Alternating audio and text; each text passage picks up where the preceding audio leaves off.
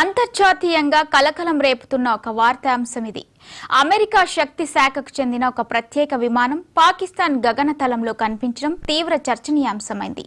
ఇస్లామాబాద్ రావల్పిండి సమీపంలో ఈ విమానం చక్కర్లు కొట్టడం అనేక అనుమానాలకు తావిస్తోంది. నిపుణులు దీనిని భారత్ పాకిస్తాన్ మధ్య తలెత్తే అవకాశం ఉన్న అణు సంక్షోభమని అంచనా వేయడాన్ని అమెరికా పంపించి ఉండవచ్చని భావిస్తున్నారు.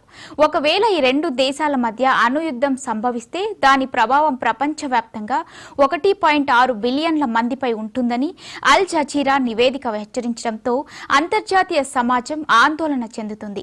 పాకిస్తాన్ అణు అప్రసార ఒప్పందంపై సంతకం చేయకపోవడం, అంతర్జాతీయ పర్యవేక్షణ లేని ప్లూటోనియం ఉత్పత్తి స్థావరాలు ఉండటం వంటి అంశాలు భద్రతాపరమైన ఆందోళనలకు మరింత పెంచుతున్నాయి.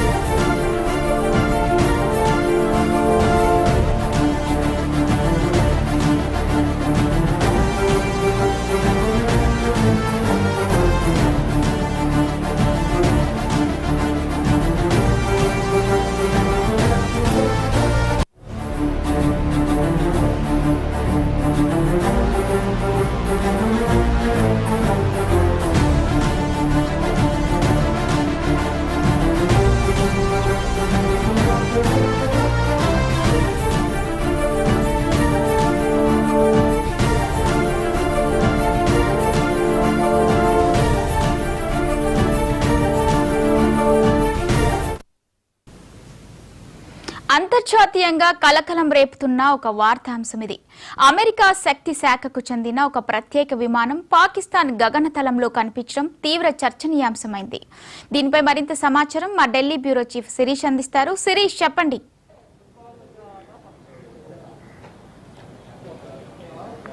సో మొత్తం మీద కూడా ఇటు పాకిస్తాన్లో ప్రస్తుతం ఆందోళనకరమైన పరిస్థితులు కూడా నెలకొన్నాయి. మొన్న ఇండియా జరిపిన ఆపరేషన్ సింధూర్లో భాగంగా పాకిస్తాన్లో ఏదైతే అణు ఆయుధాలు ఏవైతే ఉన్నాయో వాటికి డిస్టర్బెన్స్ అనేది కూడా జరిగింది. దాని ద్వారా రేడియేషన్ అనేది కూడా రిలీజ్ అవుతుందని చెప్పేసి కూడా పెద్ద ఎత్తున ప్రచారం అనేది కూడా జరుగుతుంది. దీనికి సంబంధించి ఇప్పటివరకు కూడా ఎటువంటి అధికారిక ప్రకటన అనేది కూడా చేయలేదు. అయితే ఇంటర్నేషనల్ మీడియాలో రిపోర్ట్ అవుతున్నట్లుగా కూడా ఇండియన్ ఎయిర్ ఫోర్స్ కూడా దీనికి సంబంధించి నిన్న క్లారిటీ అనేది కూడా ఇవ్వడం జరిగింది. మేము ఎలాంటి అణ్వాయుధాలకు సంబంధించిన స్థావరాలపై దాడులంటూ కూడా చేయలేదు అని చెప్పేసి కూడా స్పష్టం చేస్తున్నారు. అంటే కైరానా హిల్స్ అనేది సర్గోదా ఎయిర్ బేస్కు సమీపంలో ఉంది. అక్కడ పాకిస్తాన్కు సంబంధించిన అణ్వాయుధాలు కూడా ఉన్నాయి.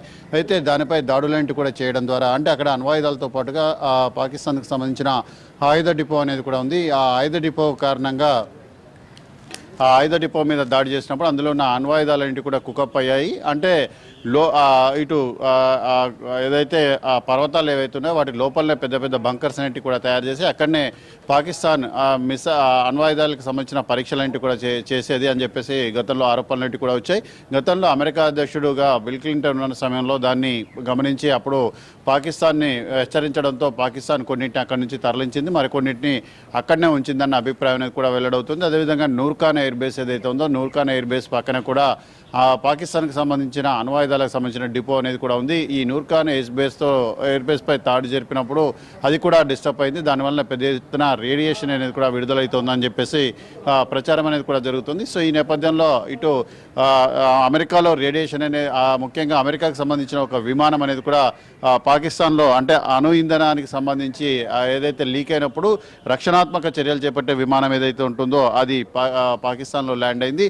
అక్కడ పాకిస్తాన్కి సంబంధించి అణ్వాయుధాలు ఉన్న ప్రదేశాల్లో అది తీవ్ర స్థాయిలో తనిఖీలు అనేవి కూడా నిర్వహిస్తోంది అని చెప్పేసి కూడా ఒక ప్రచారం అనేది కూడా జరుగుతుంది. సో ఈ నేపథ్యంలో ఇటు దీనికి సంబంధించి పెద్ద ఎత్తున చర్చ అనేది కూడా జరుగుతుంది. అసలు కైరానా హిల్స్ పైన దాడి చేయలేదు అని చెప్పేసి కూడా భారతదేశం చెప్తున్నప్పుడు ఆ కైరానా హిల్స్ పైన దాడి అనేది కూడా జరిగింది. అక్కడి నుంచి అణు ధార్మికత అనేది పెద్ద ఎత్తున రిలీజ్ అవుతుంది. దాంతో చుట్టుపక్కల గ్రామాలను ప్రజలను కూడా అక్కడి నుంచి తరలించినట్లుగా కూడా ప్రస్తుతానికైతే ప్రచారం అనేది కూడా జరుగుతోంది. సో మొత్తం మీద కూడా దీనిపైన కొంతమంది విశ్లేషకులు తమ యొక్క అభిప్రాయాలను కూడా వెల్లడించడం కూడా జరిగింది. అయితే అణ్వాయుధ ఈ దాడులంటూ కూడా జరిగినప్పుడు అణుపేలుడుకి అణ్వాయుధాలపై సాంప్రదాయ దాడి జరిగినా అవి పేలే అవకాశం లేదు అని చెప్పేసి కూడా చెప్తున్నారంటే కేవలం రేడియేషన్ లీక్ అయి ఉండొచ్చు కానీ పేలడానికి అవకాశం అనేది కూడా ఉండదు.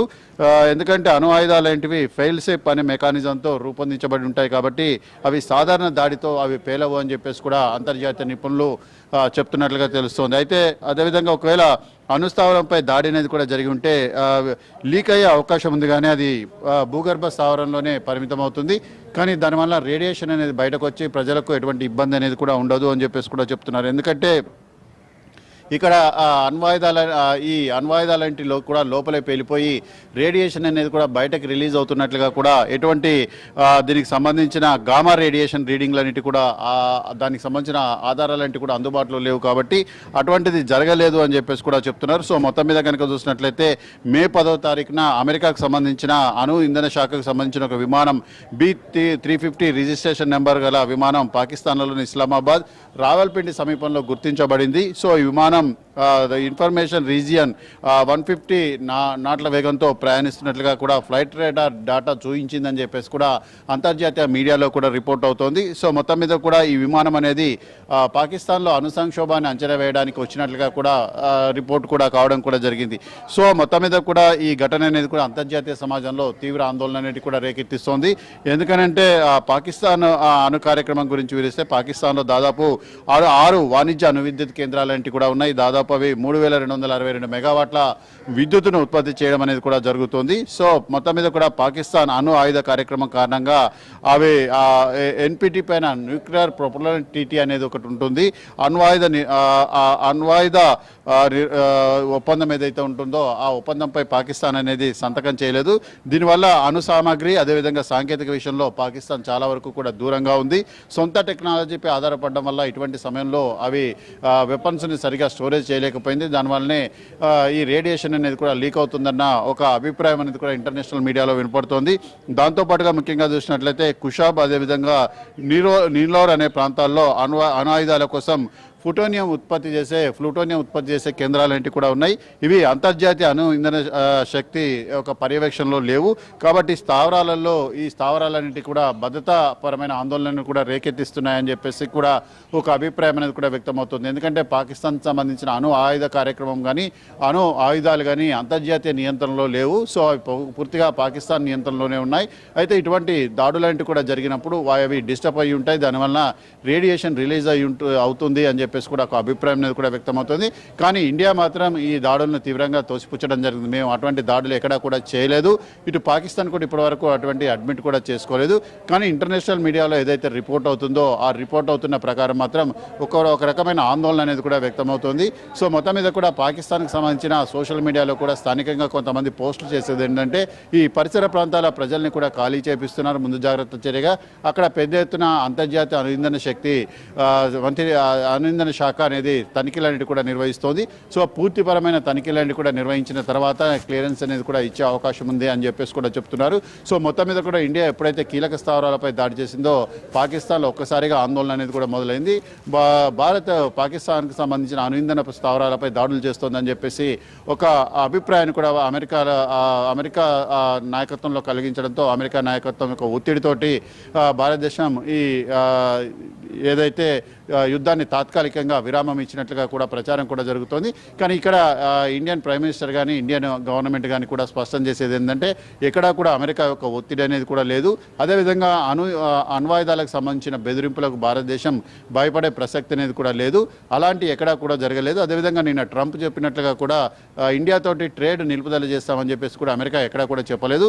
సో ఈ నేపథ్యంలో అసలు అమెరికా యొక్క జోక్యంతో మేము ఈ కాల్పుల విరమణను పాటించలేదు. కేవలం పాకిస్తాన్ వైపు నుంచి ఒక రిక్వెస్ట్ అనేది కూడా వచ్చింది కాబట్టి ఆ నేపథ్యంలోనే మాత్రమే మీ నిర్ణయం అనేది కూడా తీసుకున్నాం.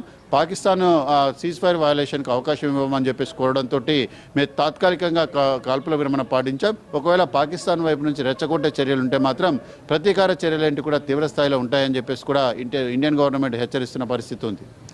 శిరీష్, ఇప్పుడు పాకిస్తాన్ అప్రసార ఒప్పందంపై కూడా సంతకం చేయలేదని చూస్తున్నాం. దీన్ని మనం ఎలా చూడొచ్చు? అయితే ప్రతి దేశం కూడా సంతకం చేస్తుంది, ఎందుకంటే కానీ ఇక్కడ పాకిస్తాన్ సంతకం చేయకపోవడం, పాకిస్తాన్పై సంతకం చేయాల్సిన బాధ్యత అనేది కూడా అగ్రదేశాలపై ఉంది.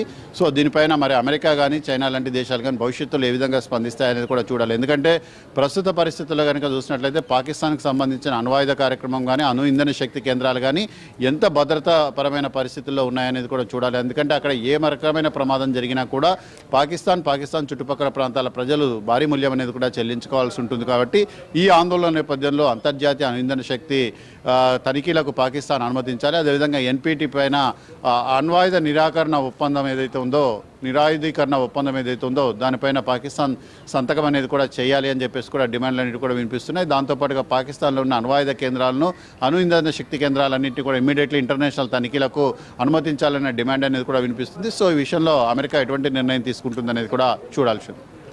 శిరీష్, ఇటీవల జరిగిన ఉద్రిక్తతల కారణంగా అణ్వాయుధ యుద్ధానికి దారి తీసే సిచ్యువేషన్ ఏమైనా ఉంటుందా? ఒకవేళ జరిగితే ఇండియా ఎలా ఫేస్ చేయాలి దాన్ని? అయితే ప్రస్తుతానికైతే అటువంటి పరిస్థితుల్లో, ఎందుకంటే ఇంటర్నేషనల్ కమ్యూనిటీ ఒకవేళ అణ్వాయుధాల ప్రయోగం అనేది జరిగే పరిస్థితులు ఉంటే మాత్రం ఇంటర్నేషనల్ కమ్యూనిటీ ఇమ్మీడియట్లీ రంగంలో దిగుతుంది.